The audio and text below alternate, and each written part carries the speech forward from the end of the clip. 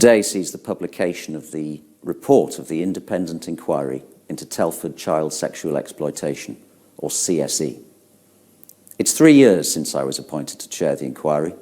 Completion of the inquiry and the publication of this report has taken longer than I, or the commissioning body, expected. And while I regret that this report has taken longer than I intended to publish, I'd hoped that it would be out sooner. I don't consider that it could, in all the circumstances, have been different.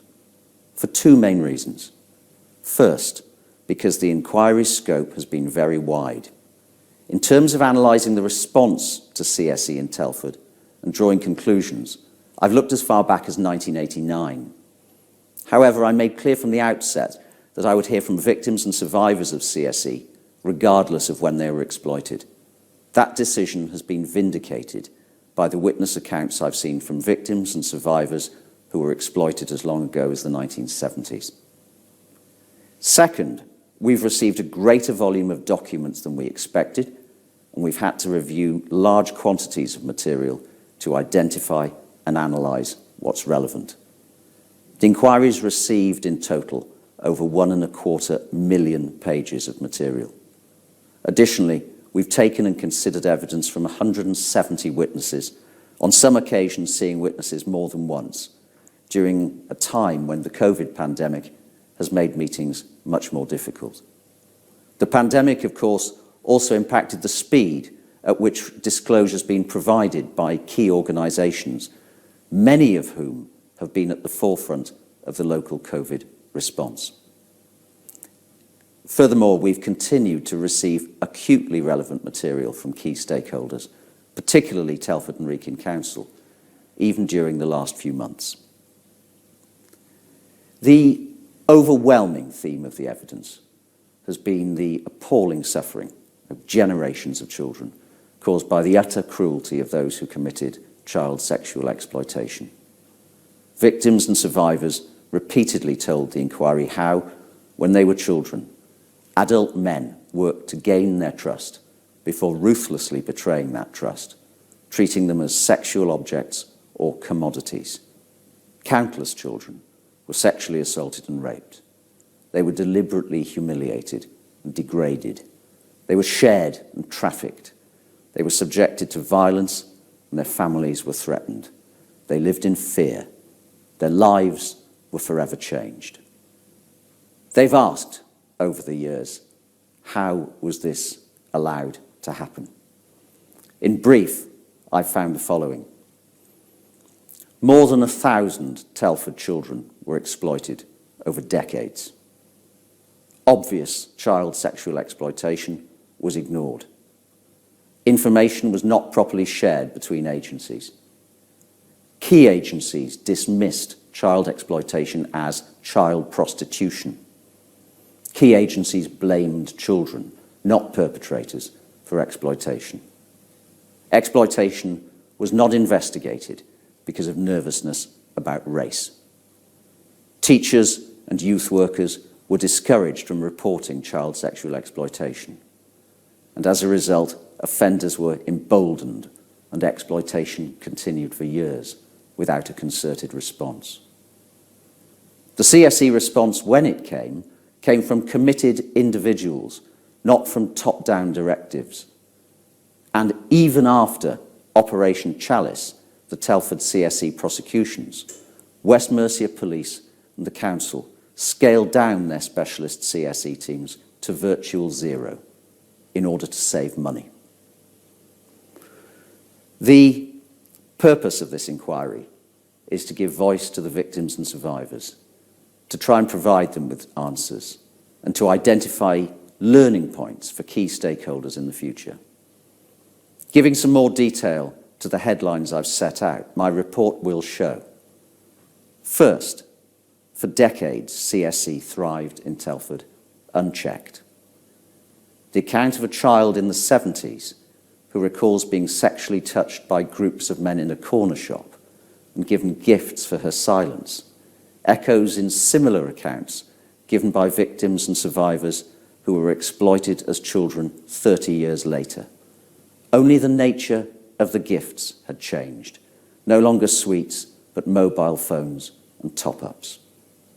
I saw references to exploitation having become generational, having come to be regarded as normal by perpetrators and as inevitable by victims and survivors, some of whose parents had been through similar experiences. Attitudes like that can only develop if exploitation is not properly recognised and challenged. And in my view, for many years in Telford, as in many other towns and cities in England, it was not.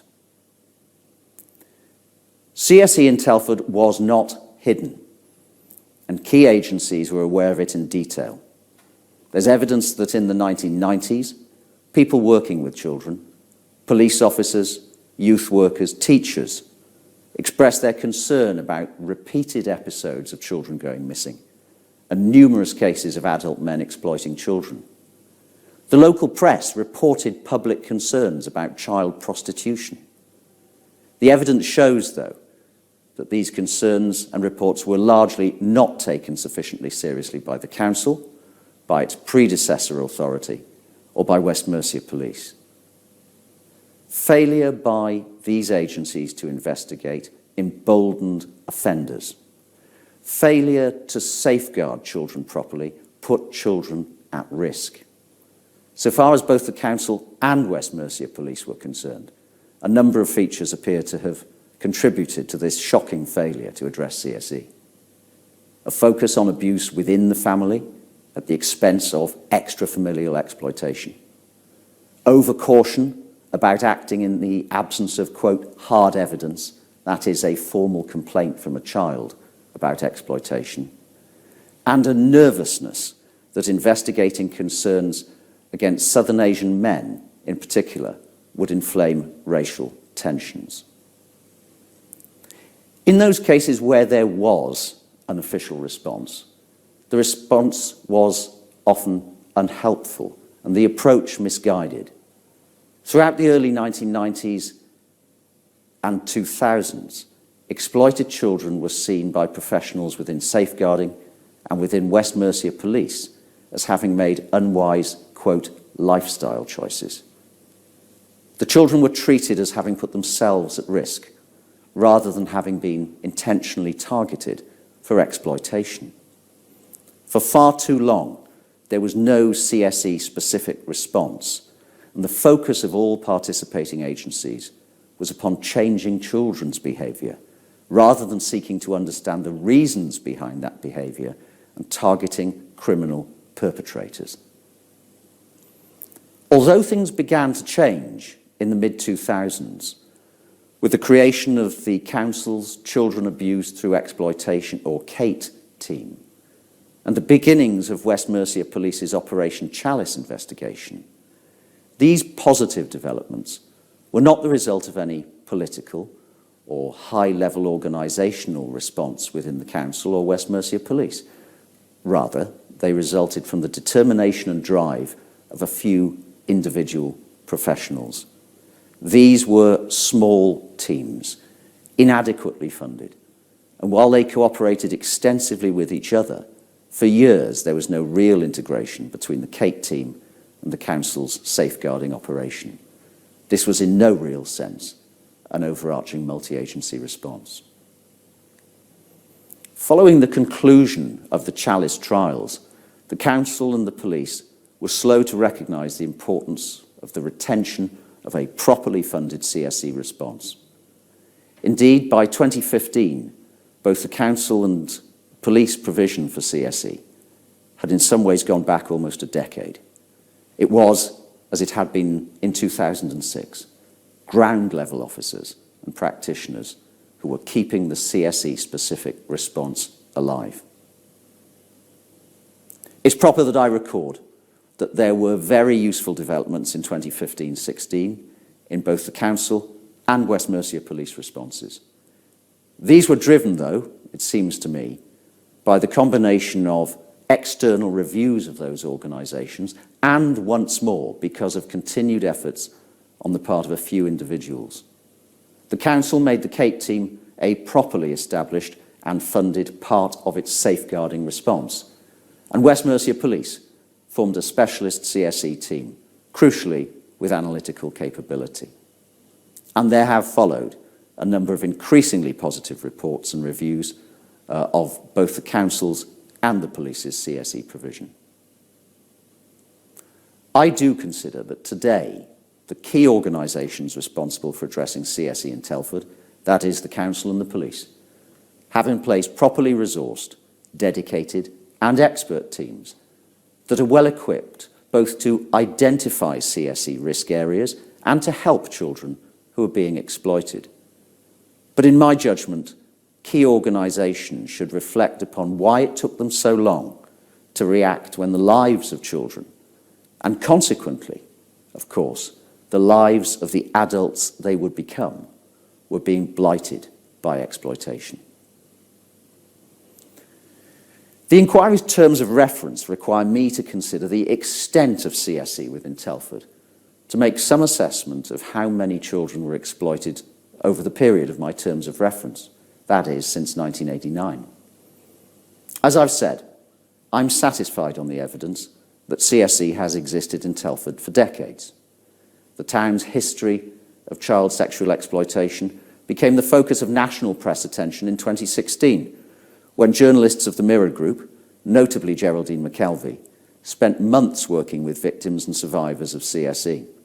And in 2018, as a result of this work, the Sunday Mirror suggested that, quote, up to 1,000 girls may have been subjected to sexual exploitation in Telford over 4 decades.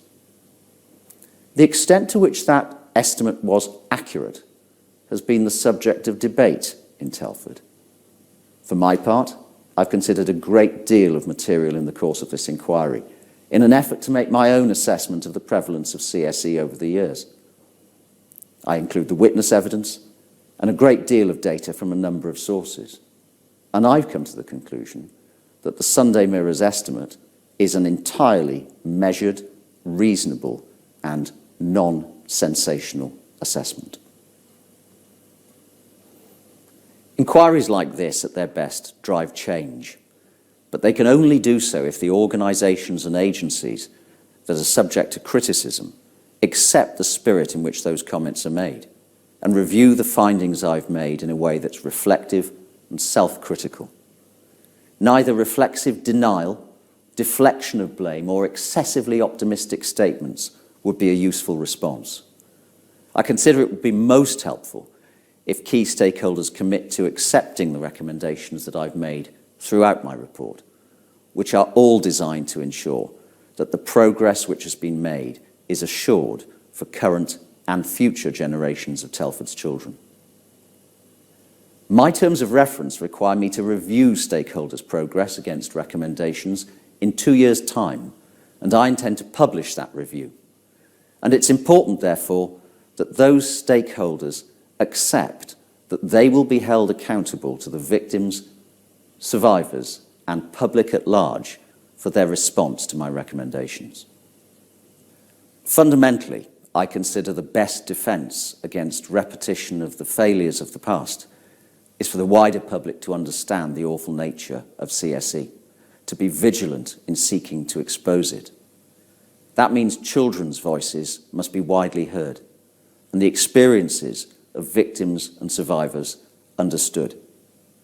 In the course of this inquiry, I've spoken to victims and survivors of CSE, and I've read about the lives of many others.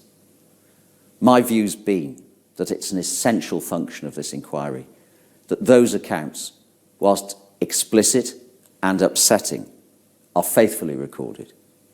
And in the report, the voices of those exploited children feature throughout, in case studies and in extracts from witness accounts and from documents.